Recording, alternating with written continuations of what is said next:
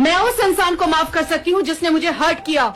मैं उस इंसान को माफ कर सकती हूँ जिसने मुझे धोखा दिया, और मैं उसे भी माफ कर सकती हूँ जिसने मुझे चीट किया। लेकिन मैं उस इंसान को कभी माफ नहीं कर सकती जिसने मुझे खुद मैसेज किया और फिर डिलीट कर दिया। और फिर जब मैंने उससे पूछा कि क्या डिलीट किया, तो उसने कहा कुछ नहीं, छोड़ो। कब्र तक पीछा नहीं छोड़ूंगी तुम्हारा, तुम्हारे घर आकर दौड़ा दौड़ा कर पीटूंगी। तुम्हारी हिम्मत कैसे हुई मैसेज डिलीट करके मेरे अंदर बेचैनी पैदा करने की? अब साल के 365 दिन में यही सोचती रहूंगी कि आखिर उस मैसेज में क्या लिखा था, क्यों डिलीट किया तुमने? देखो बॉस, मेरे साथ ये मत किया करो।